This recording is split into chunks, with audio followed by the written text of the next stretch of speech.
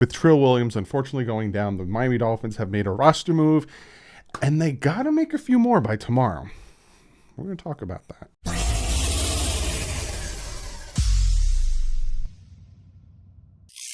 What is up, Finn fans? There was no camp today, from my knowledge. So you get a two-parter because the Dolphins did go out and make a roster move. So we're going to talk about that. They also have to get down to 85 players by tomorrow. We're going to talk about that.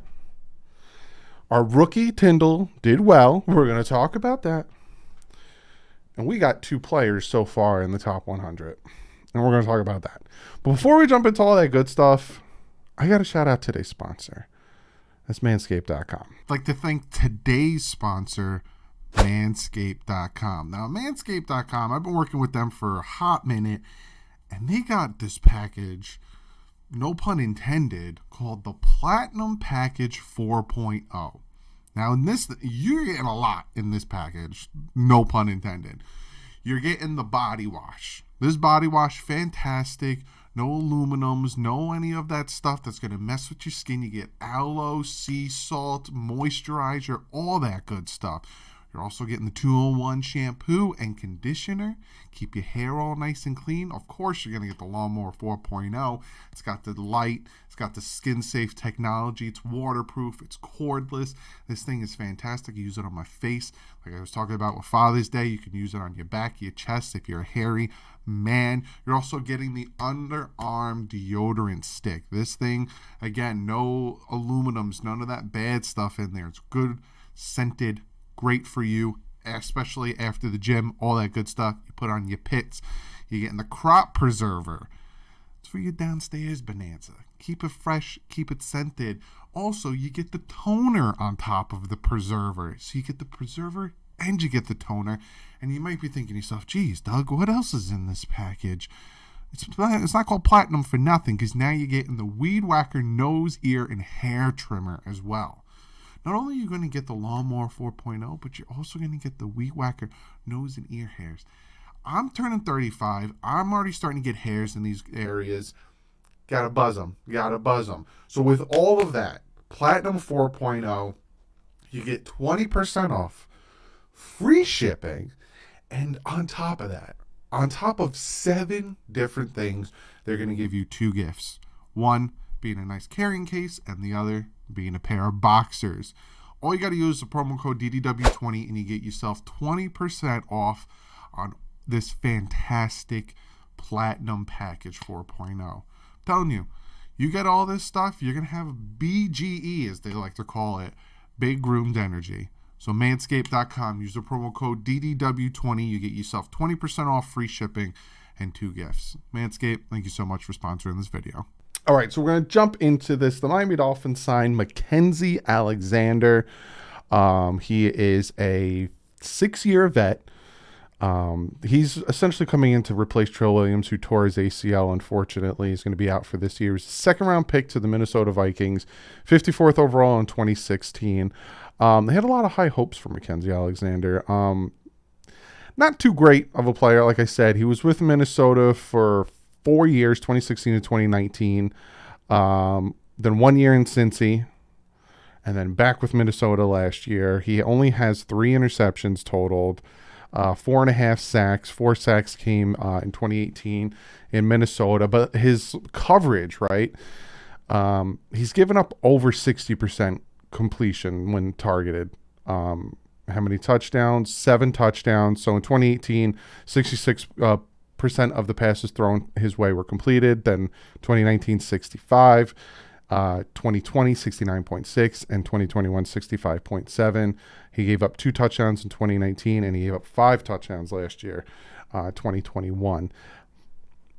His quarterback rating when targeted in the 80s for 2018 to 2020. Last year, it was 119. It was not good last year. But again, he's coming in just to compete. He's coming in to kind of fill that void of not having Trill Williams, because the Miami Dolphins are real thin at the cornerback position behind our starters, and with Noah still, not Noah, but with Byron still being a little banged up. It's a questionable position, and that's something I'll probably be talking about when I talk about positions that need to step up when we get closer to the start of the season.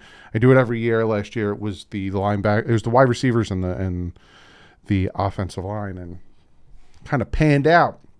But yeah, we bring in Mackenzie Alexander. It's not a crazy signing. I don't even know if I'm going to title this video that we signed him, because it is what it is. I think I might title that the Dolphins have to cut it down by tomorrow. I don't know what I'll title it yet. But yeah, the Miami Dolphins have to, by 4 p.m., cut down to 85 players. They right now are sitting at 89. I think with the addition of Mackenzie Alexander, I might put them back up to 90. I'm not 100% sure, but me looking at Spot Track right now, they're sitting at 89. And I don't see Mackenzie Alexander addition there, so they're probably still at 90. If I'm going to try to predict the 4 or 5 players that are going to get cut, Adam Shaheen, he's going to get cut. They tried to trade him. The failed physical kind of backfired on him. He's going to get cut. Some people ask, like, hey, Noah Igbenogany, do you see him getting cut? I don't know if he'll get cut. I think the fact that he was the 30th overall pick that year, he's going to probably get some more chances. If I'm the Dolphins, I might cut him, to be honest with you. The joint practice with the Bucs, and then even when I saw against the Bucs Saturday, it just didn't really warrant him staying on the team. You might see some of the running backs get cut, maybe some of the extra offensive linemen and stuff getting cut, like Cole Barnett or Devontae Dedman, Keon Smith, these types of guys who might see them get cut. Kind of the bottom of the barrel, guys that are just really grasping or even trying to get some reps as well as make the team. That's what you'll see get cut. But again, they have to cut 5 by tomorrow at 4 p.m. And then they have to cut another 5 next week. And then the following week, they have to get down to 53. So that's that. But real quick, Tyndall, our first pick last year, third rounder, had a 90.5 PFF grade against the Tampa Bay Buccaneers. He actually did really well. I think he was running with the 2s to the 3s, but he did really well, and I'm very happy to hear that. I did see him, around the ball a lot. I did see him sideline to sideline and see his speed and stuff, so it made me very happy to see his PFF grade was as high as it was. It's preseason. Let me reiterate that, because, I noticed that when I was, doing the film breakdown, I might not do it for everyone. Like I said, I might do the Raiders one just because Tua is probably going to get some play time, so I kind of want to see how he does in this new offense. But like the Eagles one, I'm not doing a film breakdown of the Eagles, but I will be doing film breakdowns every week for the regular season. But I know, we were watching the preseason game together on the live stream, and I noticed a lot of people were getting upset that the run game wasn't going. And, I even kind of tried to point it out in my film breakdown that they were playing a lot of in the box and a lot of, the defense was playing a lot of 10-man in the box, single high safety, and the offense was playing a lot of bunch and close formations. And it seems like both teams were just kind of focused on stopping the run and trying to establish the run. Both of these teams it seemed like they were trying to focus on the trenches. For Miami, that makes sense. They want to see which offensive linemen can be viable backups and really help with Teron Armstead and Connor Williams and all these guys. Again, Teron Armstead never played a full season. Hopefully, we get a full season out of him. If we can get 15, 14 games, I'm pumped. But we need to see who is a reliable, viable backup. So I think that's why, you saw what you saw. And again, Austin Jackson, from what I saw, did well. Our starters, Austin Jackson, Liam Eichenberg, and Robert Hunt, from what I saw, and they were only in there for 10 snaps. They weren't in there long. They were in there for a series. They did well, from what I saw. They did very well, and then the backups came in, and that's where all of a sudden we're kind of fell off there. But we'll see. Again, we'll see. If I don't think you'll see Teron Armstead at all preseason, but we'll see against the Raiders. We'll see how that all pans out. Last thing I want to talk about before I end the video. Again, this was a short video. Kind of want to just address the Mackenzie Alexander signing, and then the cut down tomorrow. But with the Miami Dolphins so far have 2 players on the top 100. They have Jalen Waddle at 63, which I'm not like, people are like, I should have been higher. I'm just happy I think 63 is a good position.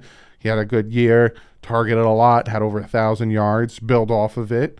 Very happy to see him make the top 100. They were comparing him to Tyreek Hill and all that stuff, and the fact that we have Tyreek Hill on our team is just ridiculous. I love seeing him on there. Happy as can be. Xavier Howard, 56, dropped down from 29.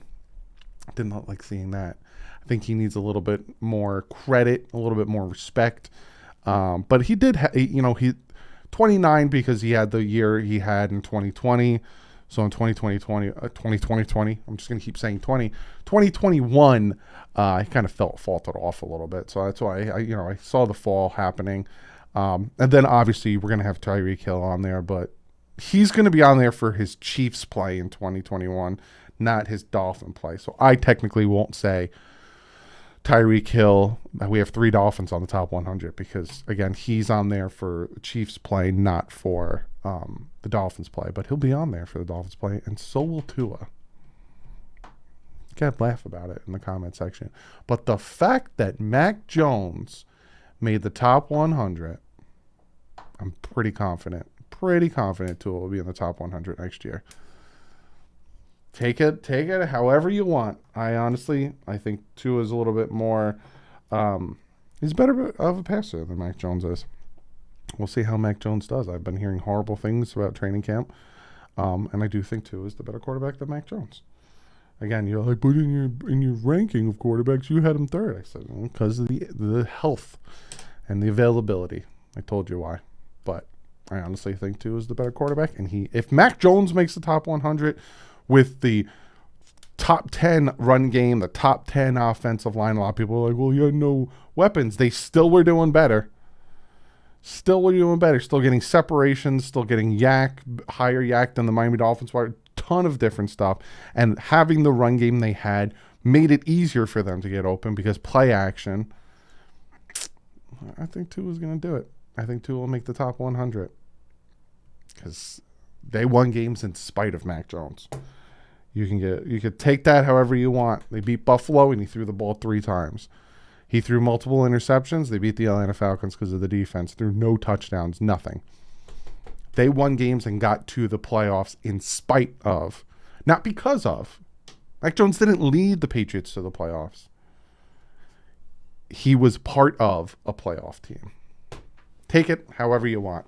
But that's what I got for you guys today. I will see you tomorrow. I think practices is going to start up again tomorrow. Again, and I will talk about practice, and I will talk about who got released from the Miami Dolphins. Again, they have to get down to 85. So I'll see you probably around the same time tomorrow. Well, other than that, like usual, stay classy. My fins up.